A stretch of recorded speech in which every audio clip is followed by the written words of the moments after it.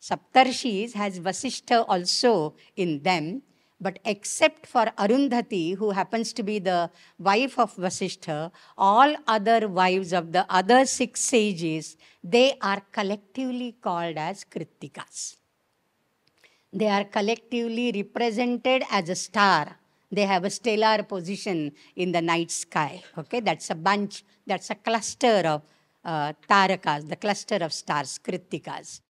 Krita plus kit, krintati, ugratvat, agnishikha kriti, shat tarakamayam iti krittika. So this is the Sanskrit explanation of that. That which cuts, that which harms, that which gives you pain. And how, in which form? In the form of Agnishikha, the flame of fire. That cluster of stars is called Krittika.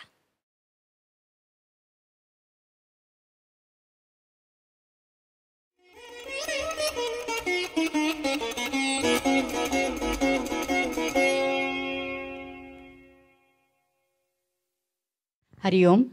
Let me start with an invocation of Goddess Saraswati. You called yesterday Mahalakshmi, then Mahakali and Mahasaraswati. So I always start any lecture from Saraswati because she is the Sharada, she is the Vag Devata, right? Ya Devi Sita Pankaja Sanavara Seenakshamala Kara Veena Jhankriti Nashta Sarva Jadata Smera Prafullanana Ya Vakyartha Pada Pramana Vibhava Ya Sarva Bhashatmika Tam Vachamadhi Devatam Bhagavatim Vande Sada Bharatim. Shruti Smriti Purananam Alayam Karunalayam Namami Bhagavatpada Shankaram Loka Shankaram.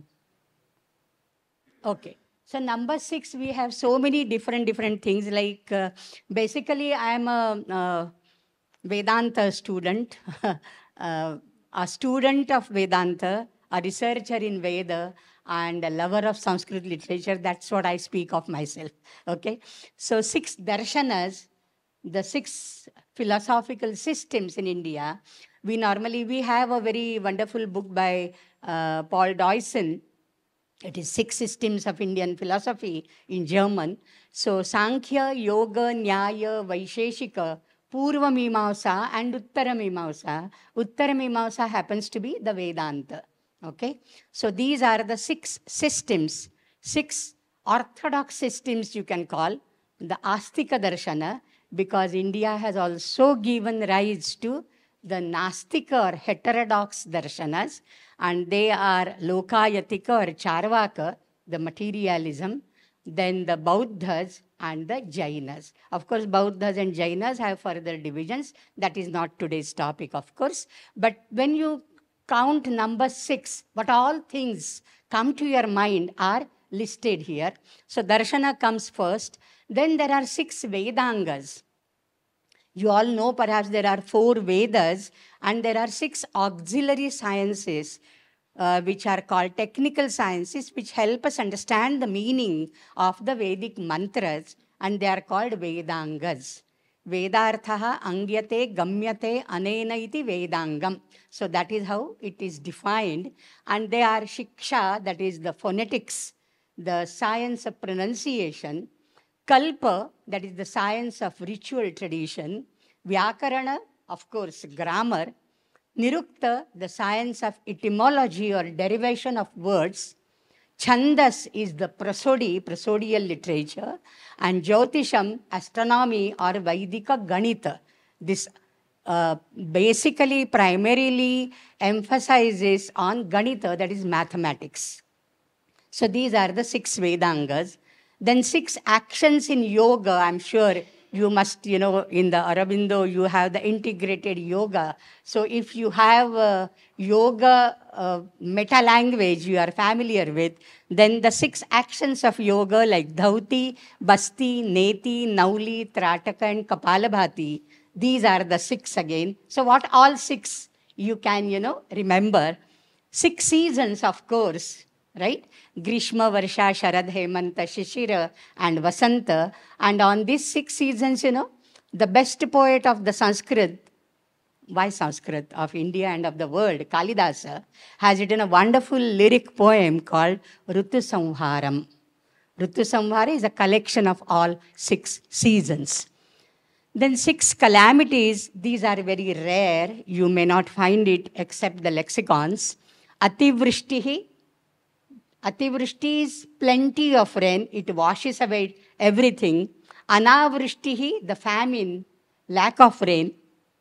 Shalabhaha, the locust. Mushikaha, the rats. And Khagaha, the birds. These are Pratyasannascha Rajanaha, and the kings who are neighboring countries, they are always, as Kautilya also says in his Arthashastra, those who share the boundaries of a territory are always inimical to each other, right? I mean, it could be Australia, New Zealand, and anything, right? So, Pratyasannascha Rajanaha, Shadete Itaya Smritaha, 6 vices. Then 6 enemies, Shadripu, 6 vices, Nidra, Tandra, Bhayam, Krodha. 6 Shadripu, everybody knows perhaps, right? So Kama, Krodha, Lobha, Moha, Mada, and Matsarya. These are the 6 Ripus or the enemies. And 6 waves of existence, I think that is too technical. Then 6 tests. Bharata talks about the Shadrasa Nyaya in his Natya Shastra. Katu, Amla, Madhura, Lavana, Tikta, and Kashaya. The 6 different tests which our tongue can test. The sweet, the sour, the salty, right? The pungent, all these tests. 6 Abhichara Karma, again coming from the Atharvavana tradition to Arthashastra. 6 means of moksha. Everybody talks about liberation, moksha. So what are the 6 easy ways or means? Vishnu, Mahavishnu, Ekadashi, Ganga, Tulasi, Vipra, and Dhenu. Vipra is Brahmana. Vipra is Brahmana because one who Visheshena, Pradnyaha, one who is an expert in all the Vedas, Vedangas, he is called Vipra. Then 6 stages of existence. Yesterday I remember Sudhaji was referring to, Shad Bhava Vikara. Shad Bhava Vikaraha, like a person is born, she was telling, right? Jayate. Then there is Asti, yes, he exists. Then Vardhate, there is growth. Viparinamate, there are modifications. Apakshiyate, that is waning down, because, not that organs wane down. We don't lose organs, but we lose the capacity of the functionality of the organs, right? Apakshiyate, and the last is vinashyati. So these are the 6 stages of our existence. Numerologically, 6 is indicative of domestic happiness, harmony, and stability. And slowly now I am coming to Kritikas. So 6 numerologically indicates the happiness at the house front because it is the number of Venus. 6 is the number of Venus, and therefore love, care, charm, and beauty, all, because all feminine qualities, so to say, they surround the number 6. And then we come to Kritikas and the 6-headed Kartikeya. Yesterday you heard so many stories from the Mahabharata and the Ramayana. In the occasion of the Panchakanyas, the 3 were from Ramayana, 2 were from the Mahabharata. You heard so many stories. So 6-headed Kartikeya is another story. The story is like this. You want to hear that? Okay.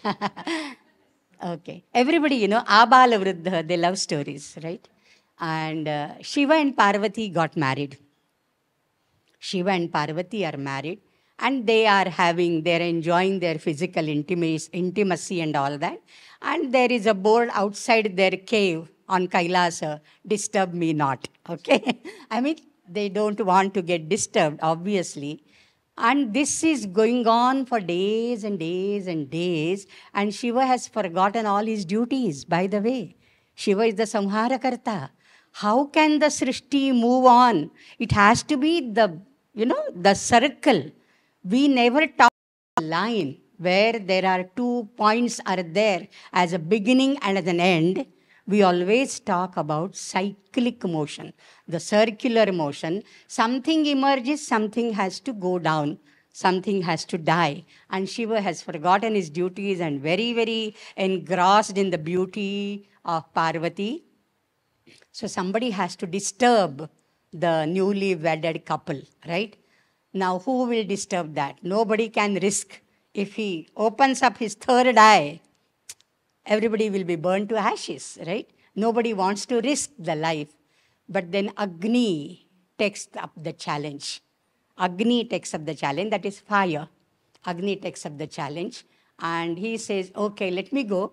But then I'll go in the form of a bird so that, I can't enter the cave like that. So from some corner, in the form of a pigeon, in the form of a small bird, through the crevice, I will just make an entry into the cave. And so he goes. Parvati immediately, there is an alarm by the fluttering of the wings or whatever, but she said there is somebody else in the room. There is somebody else in the room. And then Shiva finds out, and it is Agni. And then, they are in the close of their Maithuna, and therefore the secretion, not the discretion, the secretion of the semen is going to happen, and then Shiva ejaculates all that semen into the mouth of Agni. Agni, being fiery nature himself, cannot tolerate that fiery semen of Shiva. It's so burning. It's so fiery. He cannot bear it. He cannot tolerate it. And he says, let me go back from here. He goes back. His wife is called Swaha. And therefore, whenever we are doing any havan, any yajna, we say, Indraya idam swaha idanna mama, right? Indraya swaha, agnaye swaha, prajapataye swaha, idanna mama. Swaha happens to be his wife. So he inserts that, puts it in Swaha's womb. But Swaha also, because it is fiery semen of Shiva, she can't have it. And therefore, she discards it on the banks of river Ganga, in the grove or in the grassy bed. And that grass is known as Sharavana. If you know, in Tamil Nadu, in this region, Sharvana Bhavan or Sharavana Bhava. It is Sharavana Bhava Kartikeya Skanda Subramanya. Right? So Sharavana. So that is the story. And now the semen gets discarded there, but who will nourish that? Right? There is a child being born, and there come the 6 Krittikas, and they rear up the child. 6 Krittikas come there. These 6 Krittikas are none other than the wives of the 6 sages, except for Vasishtha. Vasishtha's, and that's why I wanted to connect these Krittikas with Saptarshi somewhere, Saptarshis has Vasishtha also in them, but except for Arundhati, who happens to be the wife of Vasishtha, all other wives of the other 6 sages, they are collectively called as Krittikas. They are collectively represented as a star. They have a stellar position in the night sky. Okay, that's a bunch, that's a cluster of tarakas, the cluster of stars, Krittikas. So this was the story, and therefore it is Kartikeya because he is reared up and nourished by Krittikas, and therefore Krittikayaha or Krittikanam ayam iti Kartikeyaha. He belongs to the Krittikas, and therefore he is called Kartikeya. Because the semen got, discarded, skannatvat skandaha. Skanda is to get released, unknowingly getting released. The discharges of the body, when they get released unknowingly, that is called skanna. Skannatva Skandaha. Because the semen got discharged like that, he is called Skanda. Because he is Sharajanma, therefore another name is Sharajanma or Sharavana Bhava. He is born on the banks of the Ganga, therefore he is also known as Gangeya. There are so many other names of Skanda. Okay, so this is the story. Skanda Shashti is observed on the 6th day of the bright fortnight of the Tamil month of Aipasi, that comes in the October and November, somewhere between October and November. In fact, the Aipasi or the Tula Masa, the Tamil Tula Masa, the Ekadashi is regarded as the Mahasamadhi day of Jagadguru Adi Shankaracharya. Okay, so this is the 6th day, and it is celebrated as Skanda Shashti in Tamil Nadu especially. The political connection I'll go through rapidly and then come back to the Kartikeya thing. 6 majors he has given, Kautilya has given.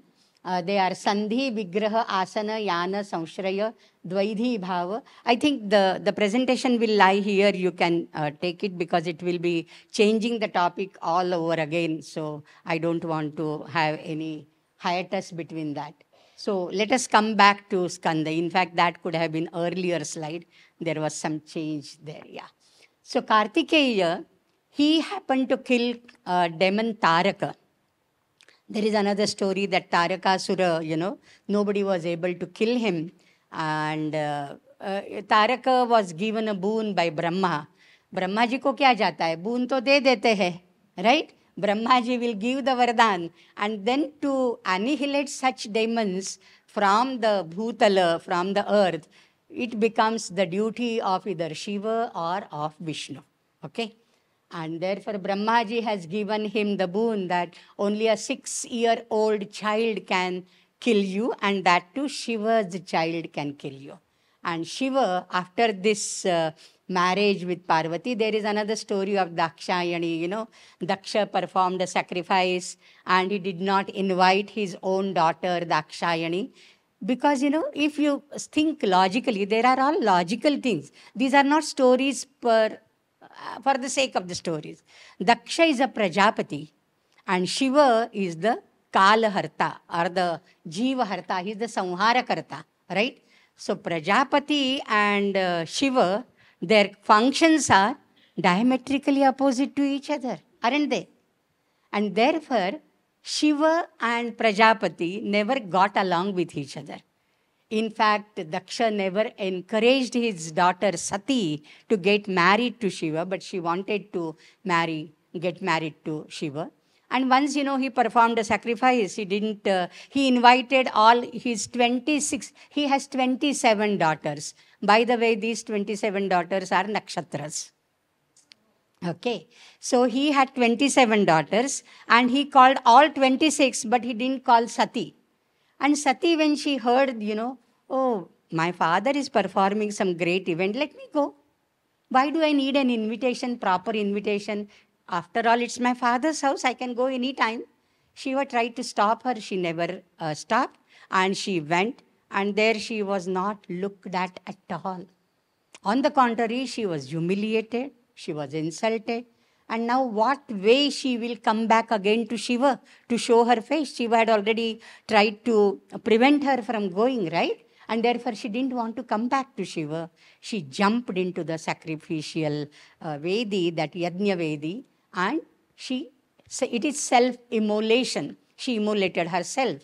That is Sati's self-immolation. That happened somewhere in Kanakhala near Haridwar, Rishikesh. If you go any time, Uttaranchal, do visit Kanakhala.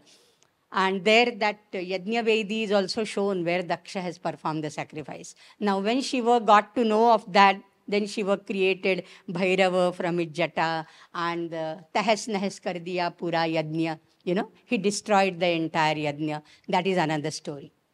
But the thing here is that this Kartika, now after that Shiva was like a jogi. He was not interested in any making a family and all that. And then we have the story of Kumara Sambhava, that is the Parvati, Parvataraja, Himalaya's Kanya. She is, she was in her earlier life Sati.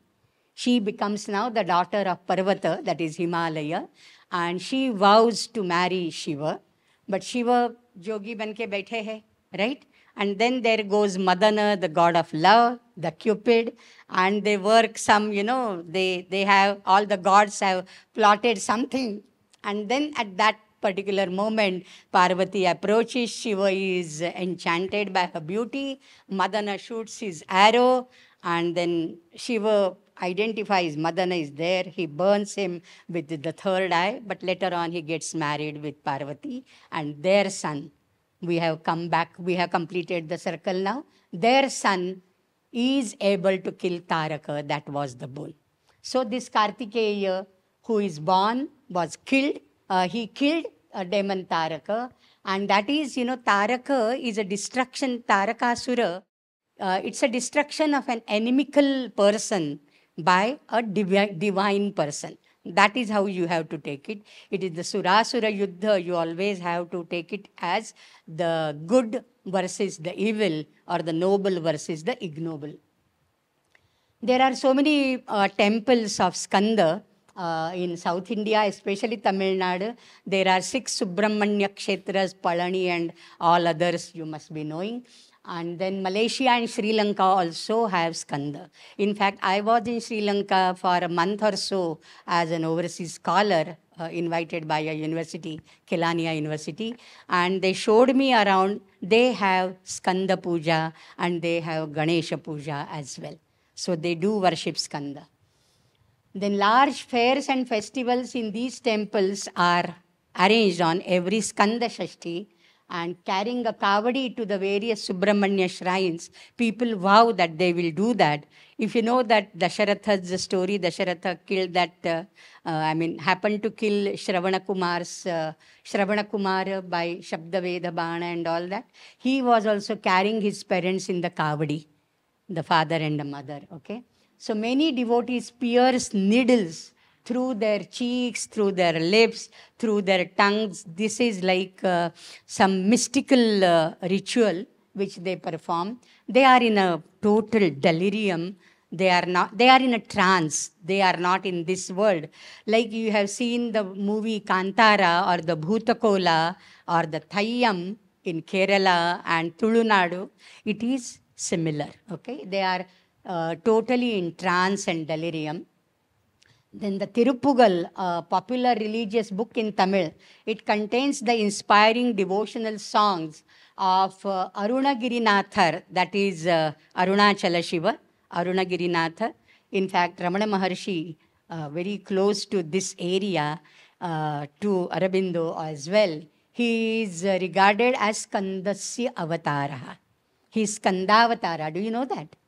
Yeah, he is known as, yesterday only I came across one book called Uma Sahasrakam, written by Ganapati Kanthabharana Kavi. He was very close associate and a very close disciple of Ramana Maharshi. In his prologue, he has given a tribute to Brahma, then Adi Shankaracharya, then Ramana Maharshi as Skandavatara. Okay, so this has, Tirupugal has Arunagirinathar in praise of Lord Subramanya. And hymns from Kavadi Chindu and the Skanda Shashti Kavacham are sung on such occasions. Now, why Skanda got so popular and why he got the name Kartikeya is because of the Krittikas. The 6 Krittikas, the 6 stars presented as nymphs, the celestial beings, mothers of Kartikeya, and this is Maruga or Muruga. He is also called as Murugan, and he was raised by these 6 nymphs or 6 Krittikas. They are the Pleiades, and it's therefore associated with Krittika.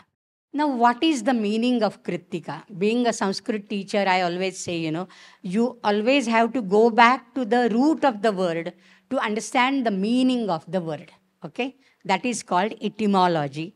And Yaskacharya, somewhere 7th or 8th century before the Common Era, Even before Panini wrote his grammar, Yaska has written the first ever book in the world history of linguistics. So this is the first ever book on linguistics, Nirukta it is called. So he has given, the Nirukti, like Krita. Krita is to cut.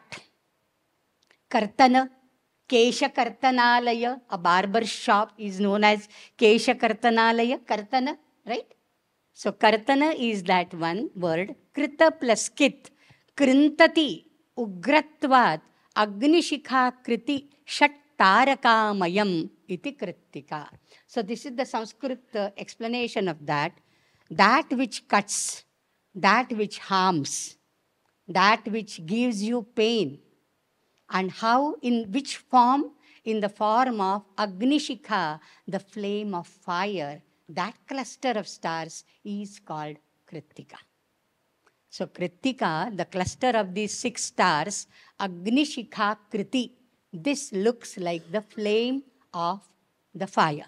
And Tasyaha Adhishthatri Devata Agnihi.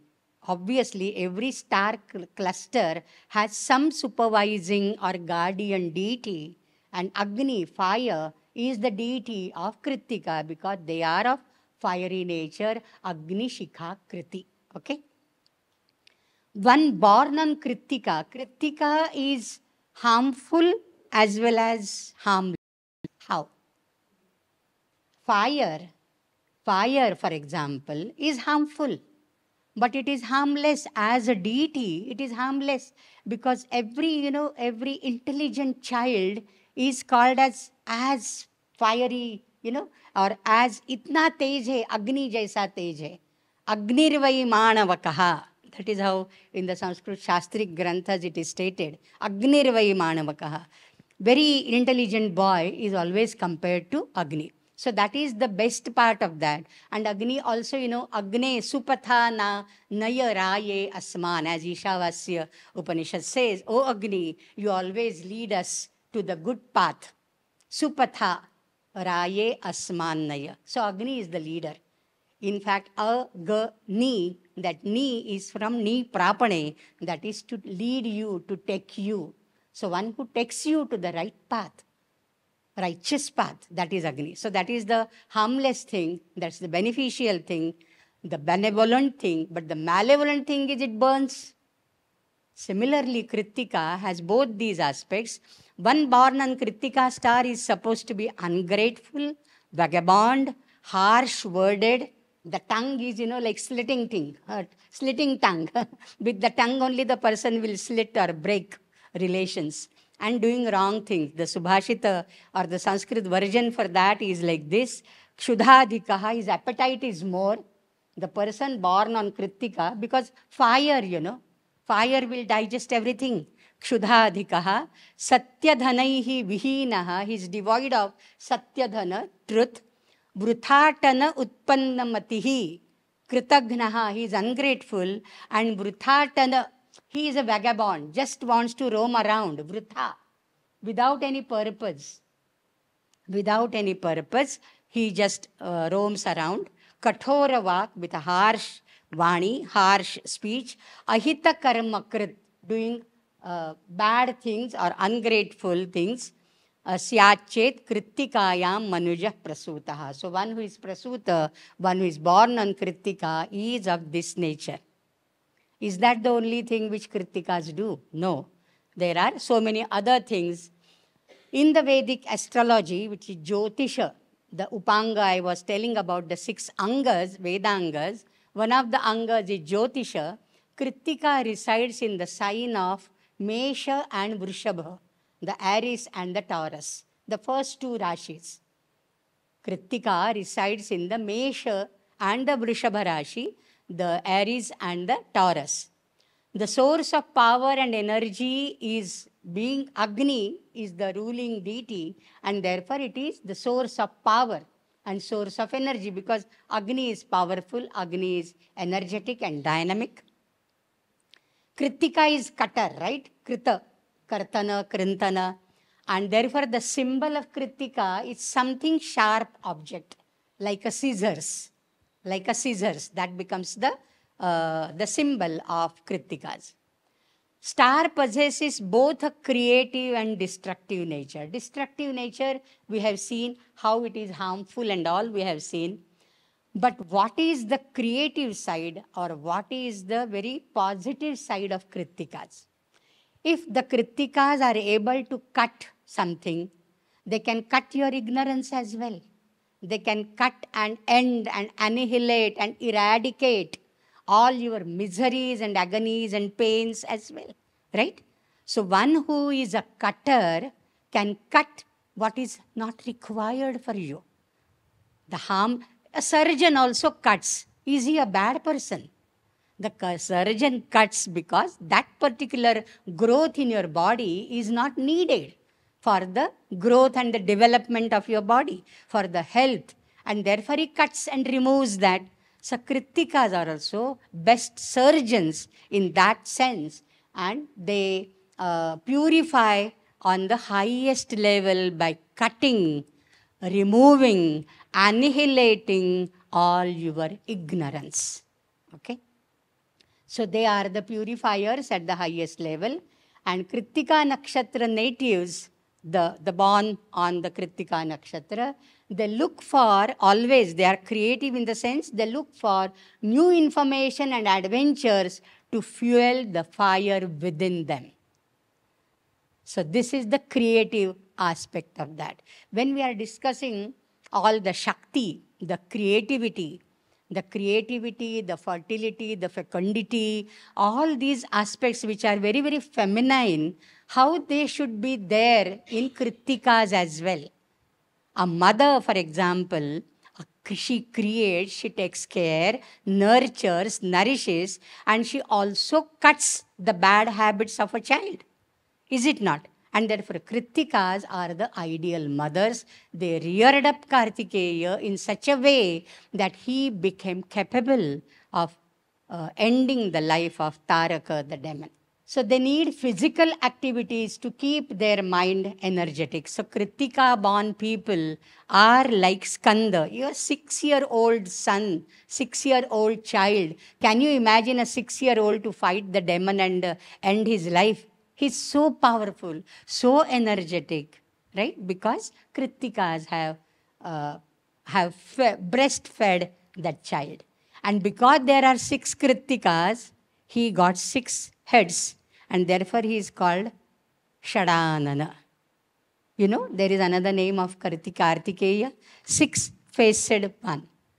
As Gajanana, we have Ganesha, Gajanana, elephant-headed one. Skanda Kartikeya is known as 6-headed one, Shadanana, because he is breastfed by the 6 Krittikas. Okay. Now this 6 things, the thing 6, I'm coming to the end of 6 and I'll take you to the 7 now. But before we end 6, how can I forget? Today morning also we had with Vivechanaji, right? Vivechanaji, with the mandalas and the hexagons and the Fibonacci number and whatnot. I would add to that, Fibonacci is not the first person to have arrived at that magic number. It is Hemachandra in the 13th century. And there are Sanskrit books available for that. That is not today's topic. But then normally when I give talks on Indian knowledge systems, I do refer to such things which we, like she referred to that Pythagorean principle as well, 3, 4, 5. It is not Pythagoras. He was born in 5th century BCE. We have Katyayana Shulba Sutra, Apastamba Shrauta Sutra in 7th or 8th century BCE. And there is a complete sutra for this hypotenuse square is equal to the base square plus the height square. Okay, the triangle, the right angle triangle.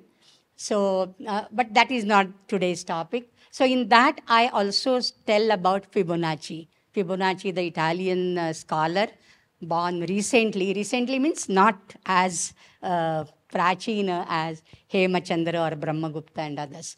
But now that hexagon, one more thing is, if you have seen the beehive, isn't it hexagonal? In hexagon, not a single, not even the minutest of space is left vacant. because they are all intertwined and intertangled, right? So not even this much space goes vacant for the bees when they gather the honey into that. A hexagonal construction or hexagonal structure of the beehive is the most suited to save the place in a short thing, like hanging the beehive hanging from the branch of a tree, how they can collect that, the compartmentalizing in six cornered houses, right? So that is also another thing. So that is one more thing. And Shat Chakra Bhedini Lalita Mahatripura Sundari.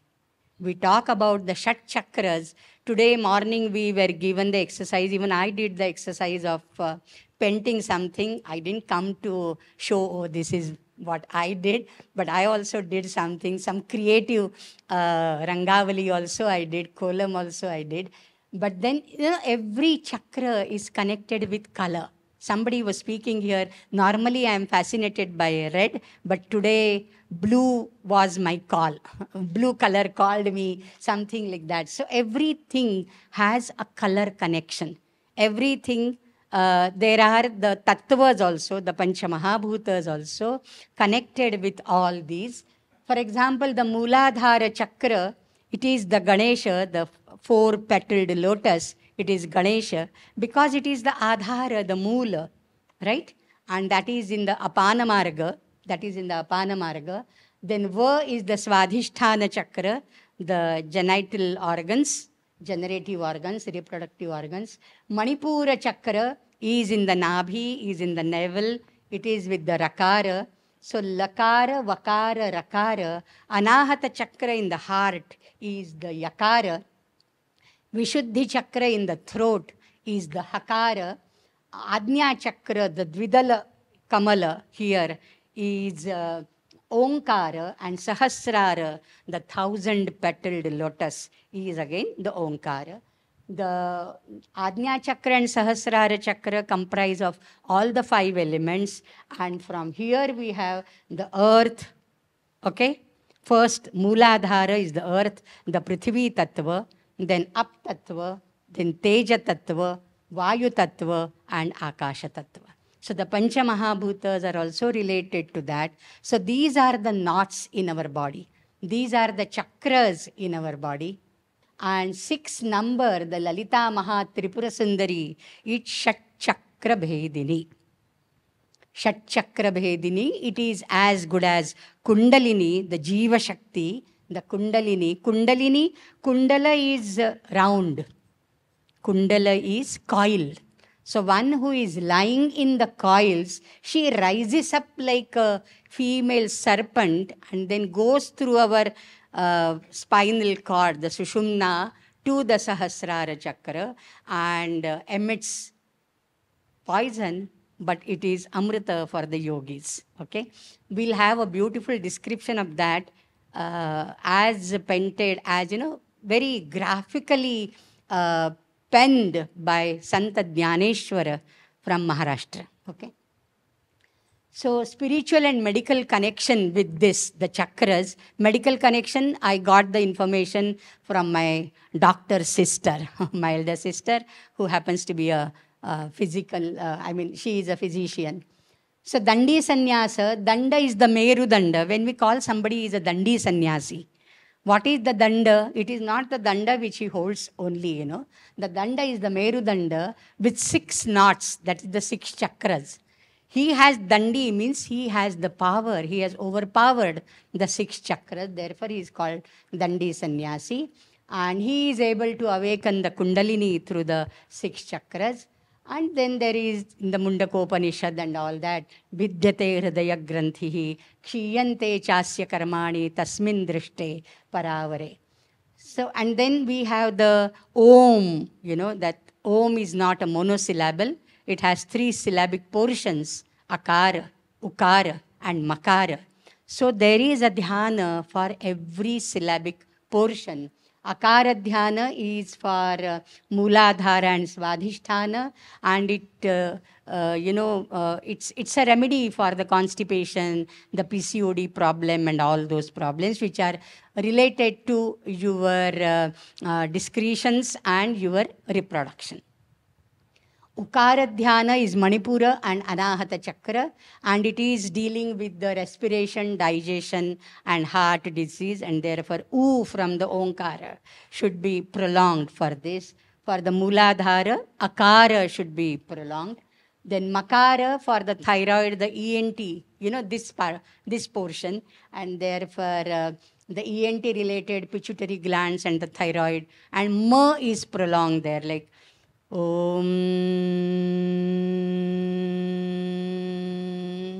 So Makara is prolonged. So like that, there are these Omkara is also pronounced in a different manner. Sahasrara, right brain, reservoir of memories, past memories as well. So if Sahasrara chakra gets, blossomed, it's very hard. Only the yogins can do it. Jnaneshwara was one of the yogins because he has described it so vividly. It is his experience, which is exhibited through his pen when he writes it.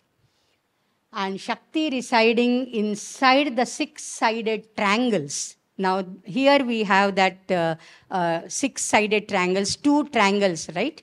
One triangle and one is the inverted triangle. And the Madhya Bindu, that Bindu is the Shakti. And everything starts from the Bindu. So it is Bindu, then Nada, and then Kala, the manifestation. Bindu comes first, the unmanifested dot, and then there is Nada, the Anahata Nada, and then there is Kala, that is the manifestation or digits which get manifested. So that is, the Bindu Nada Kala or Nada Bindu Kala. So now awakening Kundali, this I wanted to talk about Jnaneshwara. Both Om and Kundalini have 3.5 matras, Ma, and the Kundala, the 3 Kundala and half, 3.5 it is Kundalini also. So Nagini che pile, Nagin is the female serpent, Nag and Nagin. Nagini che pile, kunkume nahale, वळण घेऊनी आले सेजे जैसे तैशी ते कुंडलिनी मोटकी औटवळणी Aut is 3.5 औटकी औटकी was Marathi ज्यांना येत असेल त्यांना माहिती आहे. So मोटकी औटवळणी अधोमुख सर्पिणी निदेली असे, she is head down, and when it is jagrata avastha, she comes up, she rises up, And there is a beautiful description in the 12th chapter, in the 6th chapter, in the 9th and the 18th chapter of Jnaneshwari. You have beautiful descriptions of this. And churning of good and evil forces in the body is done by Ida and Pingala. They serve as the rope, the spinal cord as the Merudanda, the Madhyadanda as the rod, and the negativity is thrown out. That is the poison, and the ultimate bliss is the nectar. So you all know the story of Ksheerasagara Manthana, right? The Ksheerasagara Manthana, the milky ocean was churned by the gods and the demons. And Vasuki became the rope, and Meru, Mandara Parvata was the churning rod, and Halahala was thrown out, which Shiva drank. And then there was Dhanvantari coming out with Amrita Kalasha, right? So that is the story. But here inside our body, every day, this churning happens. And after this churning, whatever negativity we want to throw out, that is as good as poison. You need not nurture it. You need not preserve it. You have to. That is we call nowadays detoxification. Toxins are thrown out. What do you mean by toxins? These are not physical. They are emotional. They are spiritual. They are intellectual. So many things are there. So they have to be thrown out, right? So it is body, mind, and intellect. BMI chart. Our Gurudev Swami Chinmayananda always talks about BMI chart. So the poison is to be thrown away and the nectar is to be accepted. So 6 constituents of a mantra, that also we can go on. So this was number 6. So number 7 now. So like we went from, from general to particular. So Saptarshi will be my particular thing. But generally, Sapta Prakritayaha, these are the 7 pillars of any government. So this is given by Kautilya in his Arthashastra. Swami, Amatya, Kosha, Rashtra, Durga, Bala and Surut. So you need not go into details. Everything requires a special lecture. Okay, these are the 7 pillars, so to say, of a government. Saptadvipani Jambudvipa. Ours is called Jambudvipa. Jambudvipe, Bharatavarshe, right? When you do the puja and all for the Sankalpa, you do that Jambudvipa. Jambu, Plaksha, Shalmali, Kusha, Krauncha, etc. Sapta Lokaha, of course, you know. Bhuhu, Bhuvaha, Swahaha, Mahaha, Janaha, Tapaha, Satyam. Satyam is the highest Brahmaloka. Na punaravartate. From there, one who reaches Satyaloka doesn't have to come into the cycle of births and deaths. He is liberated. And the Saptapatala, Atala, Vitala, Sutala, Rasatala, Talatala, Mahatala, Patala, the 7 nether worlds, the 7 upper worlds, making it Chaturdasha Lokaha, the 14 realms. 7 upper realms, 7 nether realms. Okay. Saptaswaraha, of course, you know, in the musicology, sa, re, ga, ma, pa, dha, ni. So these are like Shadja connected with Mayura. These are all from nature. This has, first it makes its appearance in Samaveda, then in Natya Shastra, the Sangeeta Ratnakar and other things. So Mayura, Rishabha is Kaka, Gandhara is Aja, that is a female goat, a sheep or a goat, bleating of the goat. Madhyama is Krauncha Pakshi, Panchama is Kokila, then Dhaivata is Ashva, the neighing of the horse, and Nishada is Gaja, the trumpeting of the elephant. Okay. Sapta Apuritaha you can leave aside. Sapta Prayaschittani also we can leave aside. Let us straightway come to Saptarshis. Now I told you that Saptarshis and the Kritikas have some connections. Except for Vasishtha's Patni, Arundhati, the other 6 seers' wives, they went and nourished Kartikeya, Skanda. So Sapta Rushi, Sapta is 7. Rishi from Risha Gatau. Gati is, Gati is not physical movement from going from one place to other. Gati also means your Gati, your journeying towards highest knowledge. So Gati is a progressive thing, how you progress, how you develop. So Gati also is connected as a movement of knowledge. And popularly, these are the 7 rishis, Marichi, Atri, Pulaha, Pulastya, Kratu, Angira, Vasishtha. In the Puranas, these 7 names occur. So if you see any Sanskrit lexicon, a Shabdakosha, a dictionary, you will come across these names. But I will go by the Vedic names. I told you I am a researcher in Vedas. Okay? So I'll go by the Vedic names. Shatapatha Brahmana, it gives you Kashyapa, Atri, Vasishtha, Vishwamitra, Gautama, Jamadagni and Bharadwaja. Okay? So these are the 7 seers. And they are called Rishi, Darshanat. How do you translate the word Rishi? Sage is not Rishi. It should be seer. One who sees. Rishir Darshanat, Munir Mananat. Muni could be translated as a sage or a thinker. He thinks. But Rishi is one who sees, one who foresees, one who is a visionary. Okay? So Rishi has a wider meaning. And all the Vedic mantras, the Kartrutva, because it is called Apaurusheya, not composed by the Rishis, they are the revelations in their deep meditative states. So they saw these hymns. They were revealed to the sages. Seers, one who sees, seer, okay? So when the cognitive centers near the sense organs are viewed in anthropomorphic terms, they are called rishis or the seers. When the cognitive centers, what are the cognitive centers? Your eyes, your ears, your nose, your tongue. These are the jnanendriya, right? These are the cognitive centers, right? So when these cognitive centers are anthropomorphized, they are given the human form, they are called rishis. So rishis are not the physical rishis, they are the capacity to apprehend and perceive the external things. So they are our sense organs or the deities supervising the cognitive sense centers. If you understand that, we will understand the further thing. Okay? Is it okay? The cognitive centers, when they become personified, anthropomorphized, anthrop is human, right? So when they become manavikaran jab unka hota hai, then they are called seers.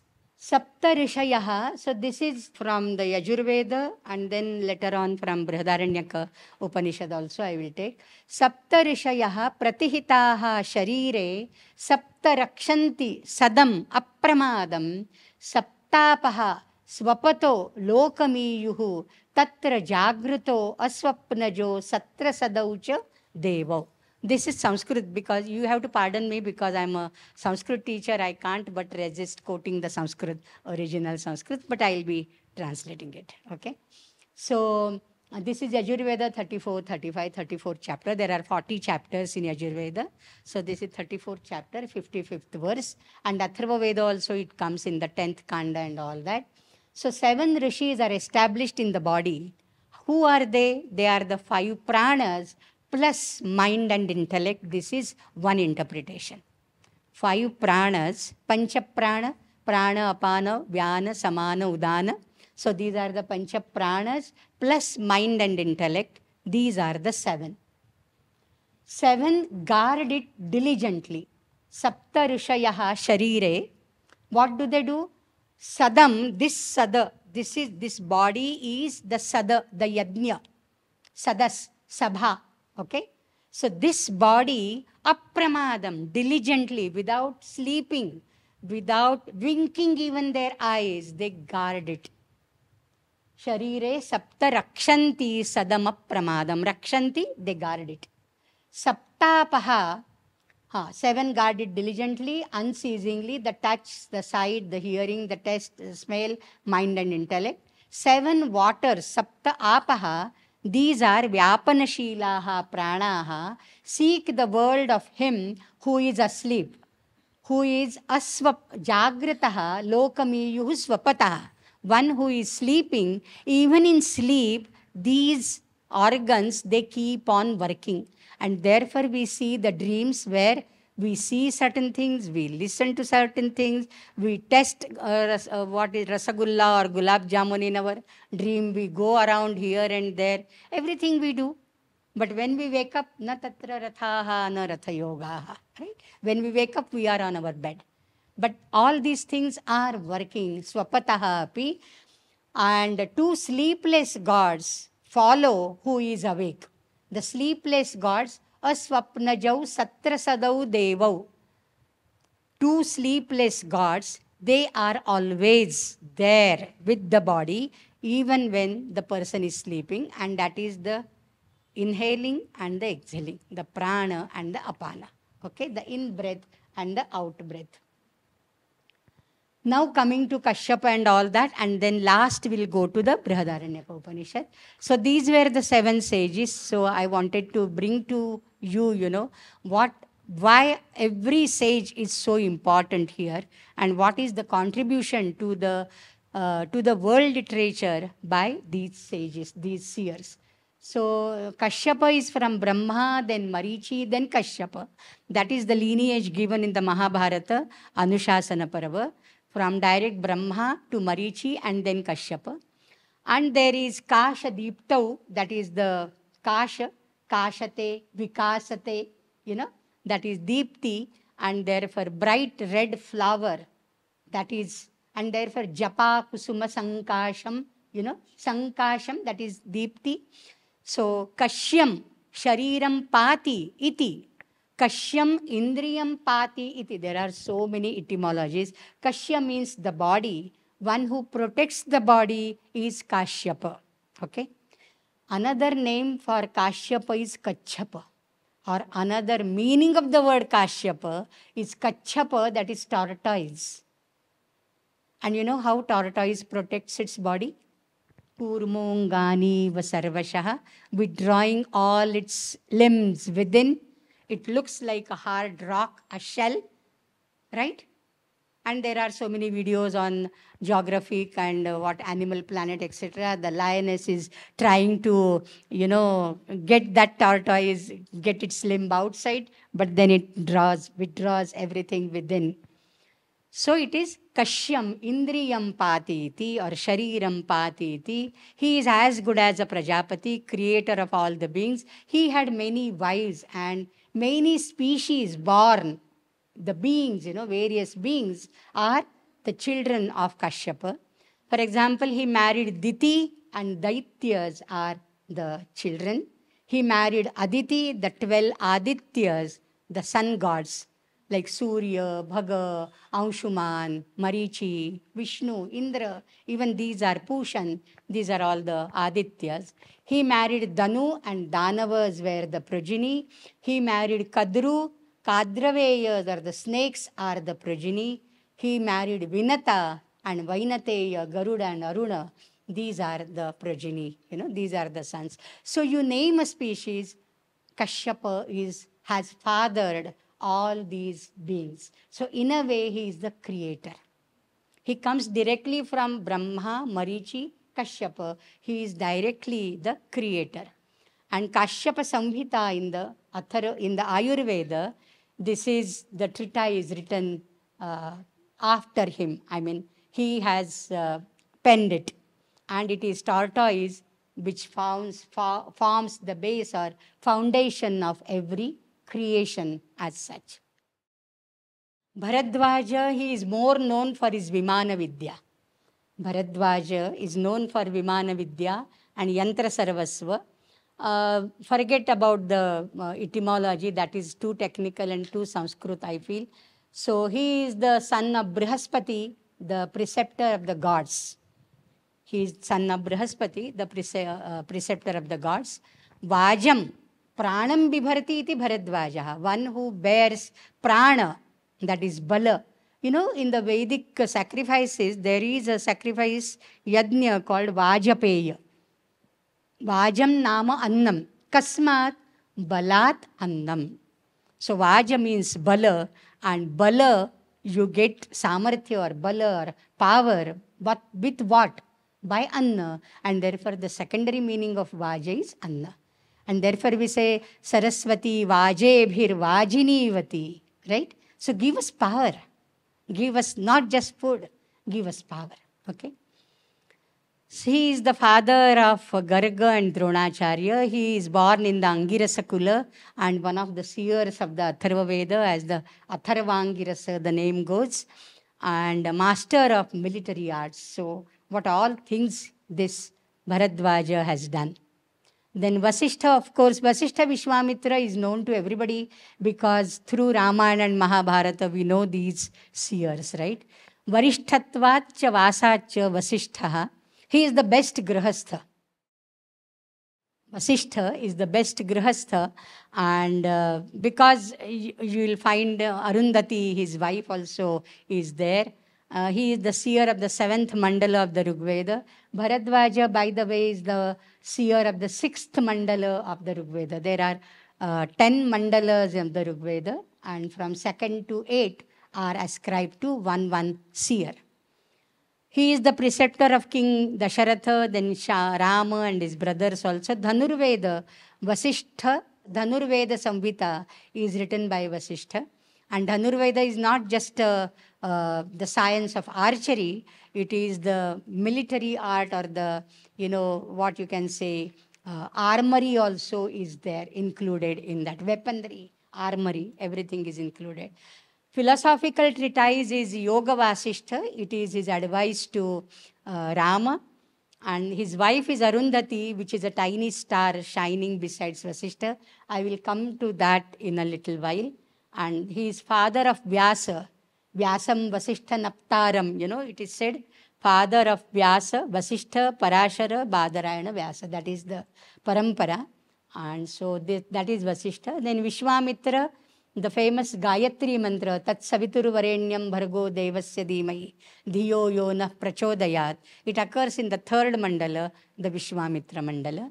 He is basically a Bhargava, and he took the education of Rama and Lakshmana as an extramural studies, He came to Dasharatha and took the two young boys, Kakapakshadharau Yuvanau. That is how Ramayana mentions it. They have just developed this hair on their cheek, So young, puberty age they have attained. And Rama and Lakshmana are taken by Vishwamitra. And there, it happens, the Ahalya episode yesterday we saw.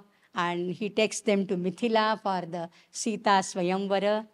And he is the father of Shakuntala, on which there is a famous drama written by Kalidasa, Abhijnana Shakuntalam. Through Vishwamitra, Menaka got this daughter, Shakuntala, and she was reared up by Shakunta, that is the birds, and therefore she is named as Shakuntala. King Harishchandra was put to test. You have this story in the Mahabharata and so many Puranas. And then he created heavenly world for Satyavrata, and he wanted him to send with his body to Swarga, and Indra didn't allow him. So he is lying in the mid-region as Trishanku, one of the stars. Trishanku is a star. Gautama is, Ahalya's husband, as that we know him. Then Anjani, the mother of Hanuman, was his daughter. Ahalya was his wife. Gotama, Go is cow. Go also means Veda. Go also means Bhumi. When we, in the Vishnu Sahasranama, Shankaracharya wrote the Bhashya. On the word Govinda, he has given 3-4 etymologies. So Go has different meanings. So we are not concerned with that, but then he is connected in the Brahma Purana with the Godavari river, the Godavari Mahatmya as well. Shatananda is Ahalya's son. He was the preceptor of King Janaka, right? And then Vamadeva and Nodha were also his sons.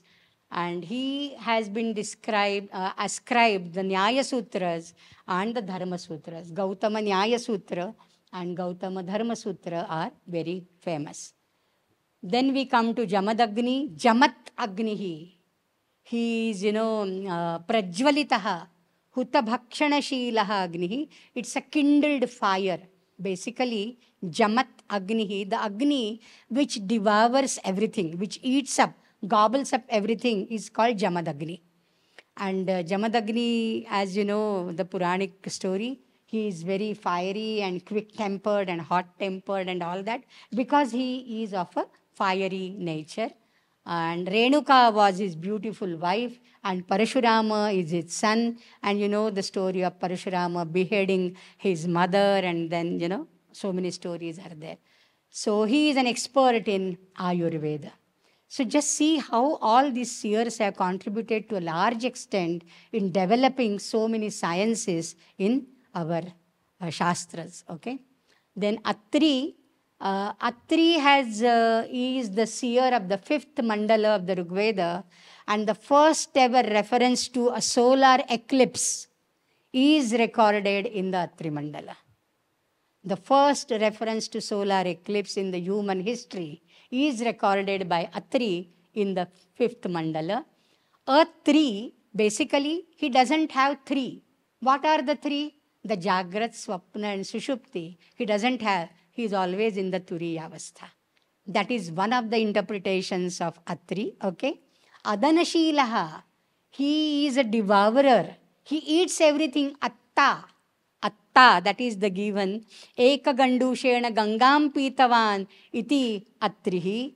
And I think somewhere Shankaracharya has translated him as Ada Trini, devourer or eater.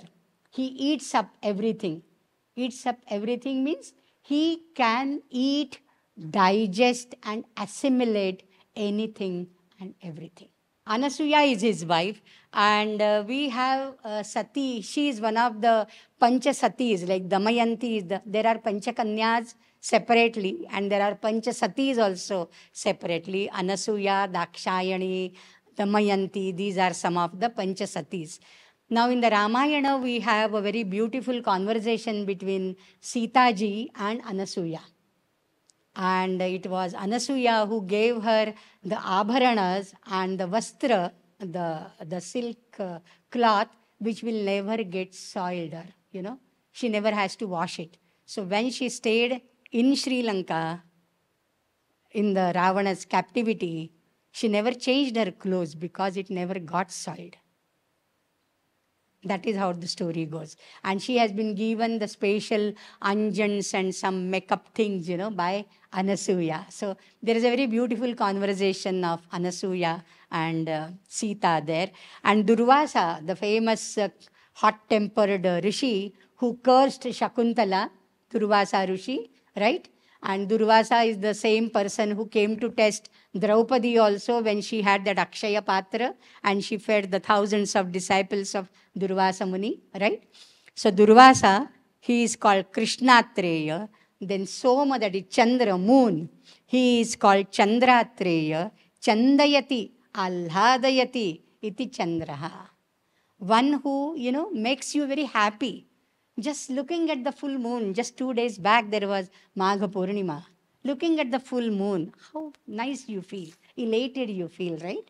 So Chandayati, Alhadayati iti Chandraha, he Chandratreya, and other person is Dattatreya. There is again a story, Sati Anasuyache, Satva Gale, Tini Lokahi Jhale Bale, Tini Devahi Jhali Bale.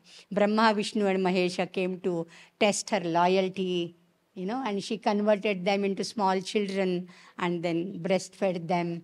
So it is Dattatreya, and therefore Trigunatmaka Trayamurti Datta Hazana.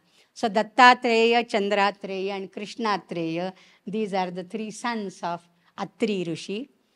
So this is what is that, the night sky, the stellar composition, this looks like that. So this is called the wild bear also, right? The bear star. So this is the bear star. 1, 2, 3, 4, 5, 6, 7. And here is Arundhati.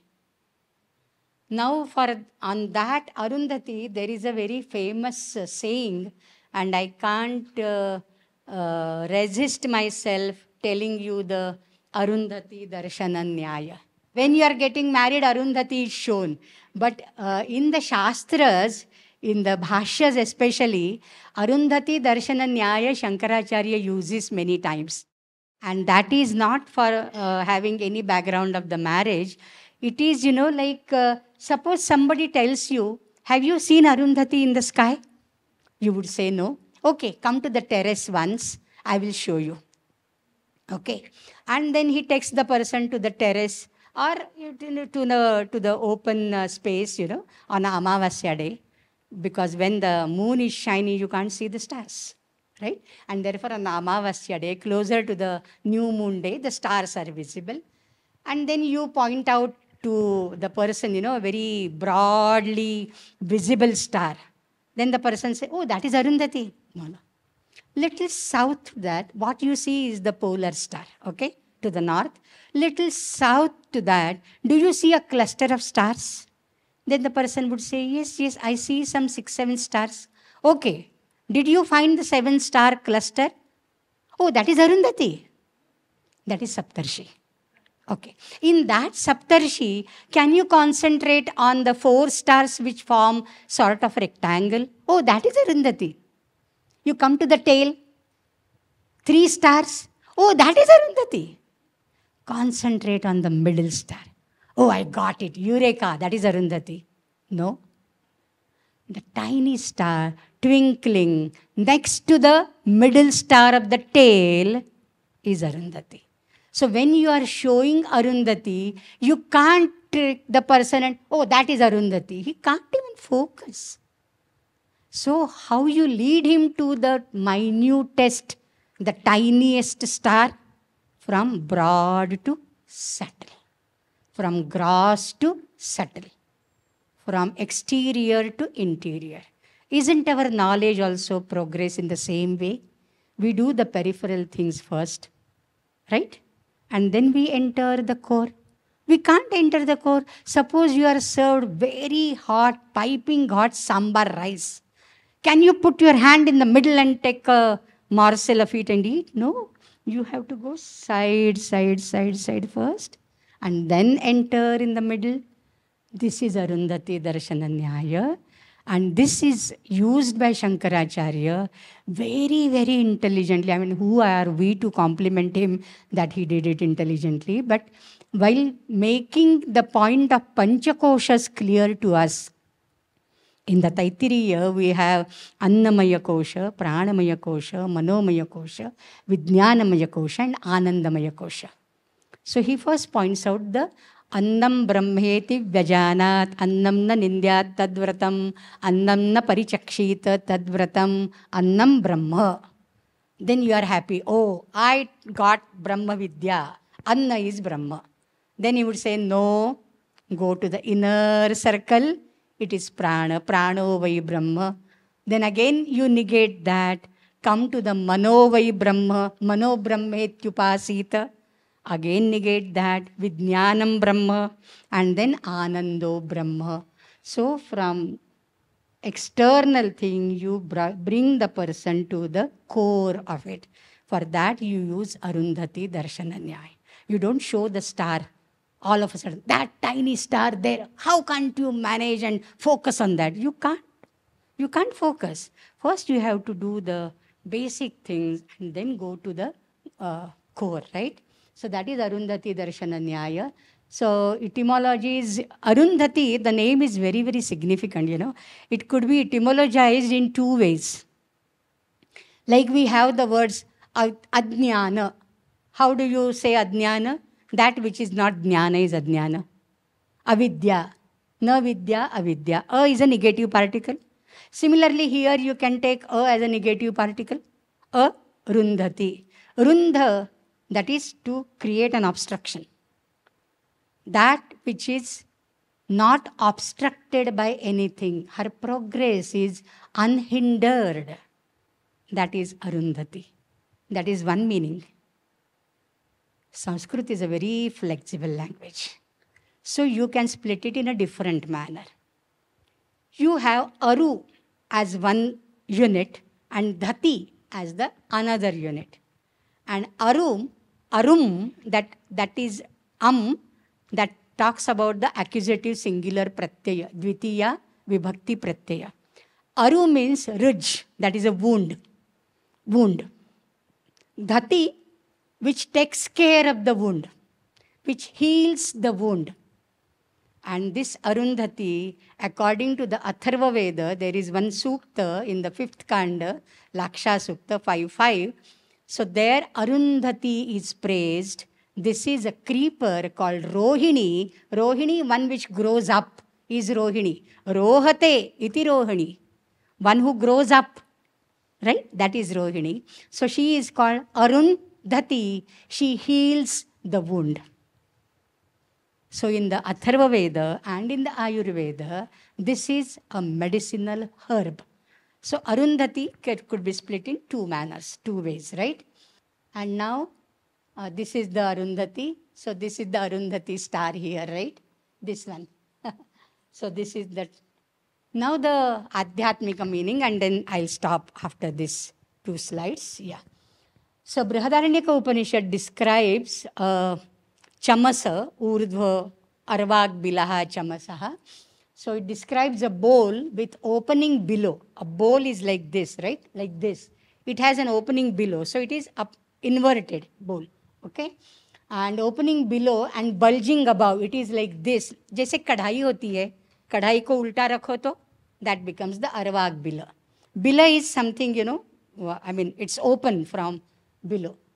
So Arvag Bilaha Chamasaha Urdhva Buddhnaha Tasmin Yashaha Nihitam Vishwarupam Tasya Asata Rishayaha Sapta.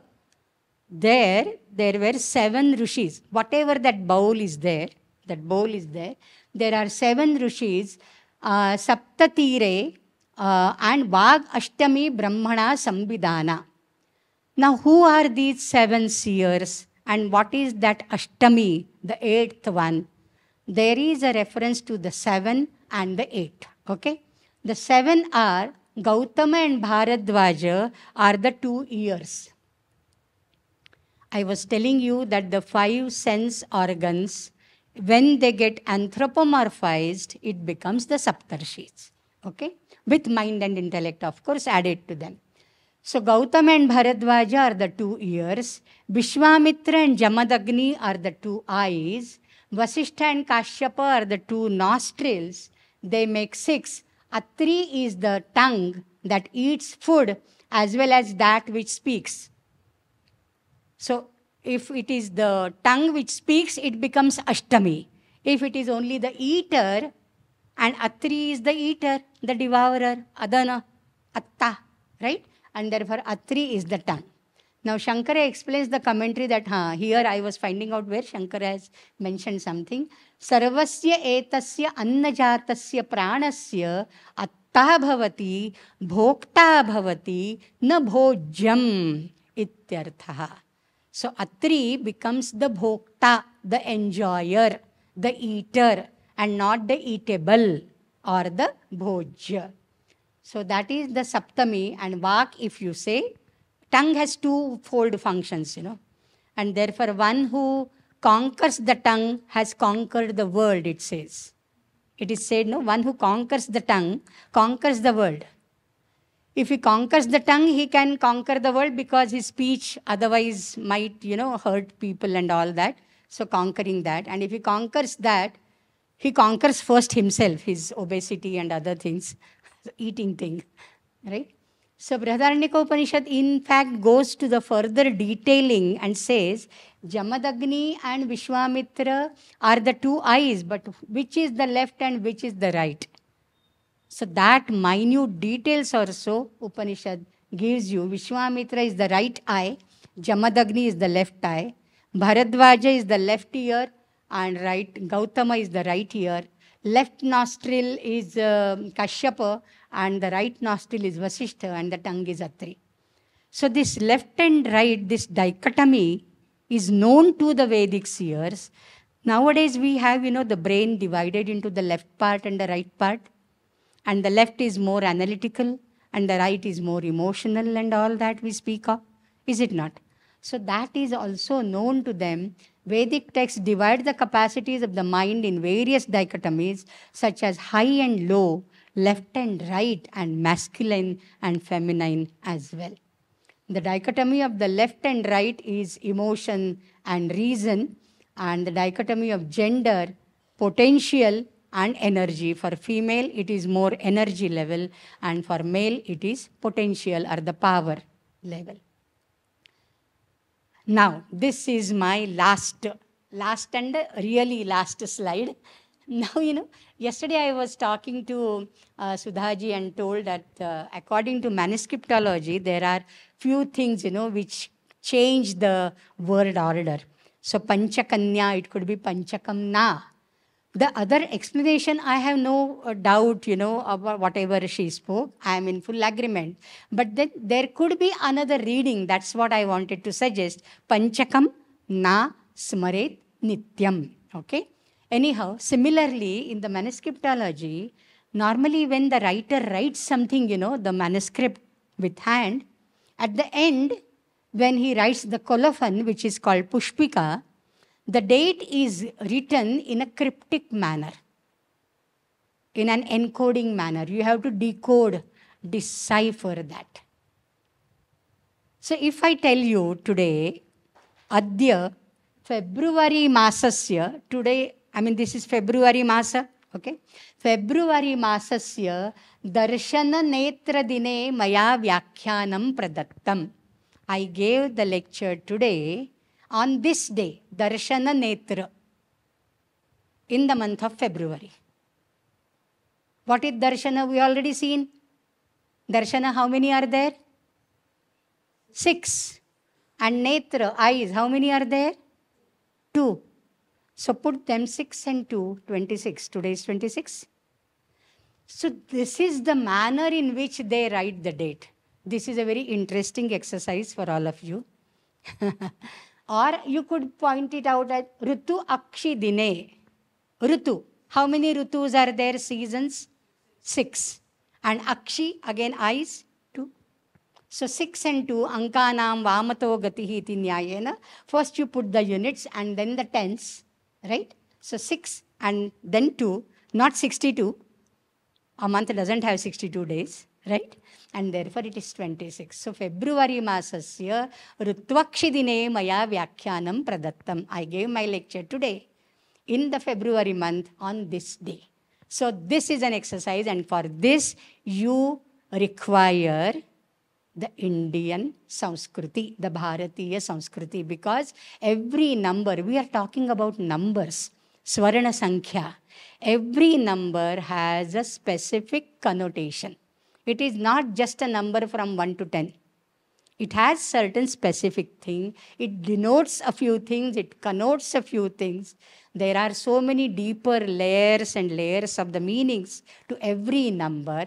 So if you go into the depth of that, you can catch the significance of that, and then you can encrypt and, inscribe your encrypted language. In that encrypted language, you can write the colophon. On this day, this manuscript was written by me. So when I am teaching manuscriptology to students sometimes, there are a few talks on YouTube you can watch. So this was the exercise. Last February, we had a youth conference, a national youth conference. And there I told about it. And everybody started writing. I said, this is an exercise for you. You write your birth date in a cryptic manner. For that, you need to know what do the numbers stand for. Now, 1, for example, you can tell me what 1 stands for. 1 can denote what? I mean, can be denoted by which word? 1 is a number. Which word can denote 1? Sun, yes. Moon, for earth, there is only 1 moon. Brahma Satyam Jagan Mithya. Right? Brahma is only 1. Right? So whatever is 1, you can tell that word instead of the number 1. For 2 eyes, 2 hands, 2 feet. Ashwini Kumar always comes in pairs, 2. So whatever comes in pairs, you can use that to denote the number 2. 3 will be Triguna. Yes, 3 is 3, Sattva, Rajas, Tamas, Triguna. Anything else? Kala, yes, Trikala, Bhuta, Vartamana, Bhavishya. In the Vedic context, there is Trayognayaha. There are 3 Agnis, Dakshina, Garhapatya, Ahavaniya. So 3 Agnis. And normally these Pandits, the scribes, they are not just the scribes who are paid to write something. They are also well-versed people. So they know of these cultural nuances. And therefore, Agni also could be used to denote 3. Okay? Then 4 would be 4 Vedas, 4 Varnas, 4 Ashramas. Right? Chatur. Chatur Yuga. Krita, Treta, Dvapara, Kali, Chatur Yuga. So this is how, the our richness of our tradition, that helps us to write the date in an encryptic manner. Right? So similarly for 5 is Panchabana. Madana is known as Panchabana. So Madana you can use for that. Or Panchagni, Panchaprana, not Panchagni, because Trayagni we have already used. Panchagni concept comes only in the Chandogya, that is too technical. Panchabhuta, exactly. Panchabhuta, Panchatanmatra, okay. Then, but Panchaprana is more commonly used. Then 6 for test. Katu, Amla, Lavana. We saw in the number 6, right? So test are 6. Shad, Rutu are the 6. I use Rutu Akshidine, 6 darshanas. So 6 we have seen so many things in the earlier slides, right? So all those 6. Then 7 could be Saptadvipa Vasumati. Saptarushi. Just now we saw Saptarushis. Saptaswara, yeah. Saptaloka, yes. So many things. Now you all know. Ashtalakshmi, but Ashtalakshmi concept evolved little later. So Ashta stands for Ashtadisha, Ashtagaja, Ashtadikpala, Ashtavasu. Okay, so these are Ashtanga Yoga, but Yoga also evolved later. So these are Ashta, and Nava could be Navaratri, Navagraha. Graha is commonly used for Nava. Now, why don't you say that Nava rasas are used? We are talking rasas, Shad rasas. They are talking about the Anna rasas. But when we talk about Nava rasas, they talk about the poetry or the drama, right? Shrungara, Hasya, Veera, Karuna, Raudra, Bhayanaka, etc. Right? So Nava rasa also could be used. And for zero, Shunya, Brahma, Kam, Kham, Akasha, it is all void. Okay? So these are the numbers 1 to 0. You can do your own exercise of writing your dates in a cryptic manner.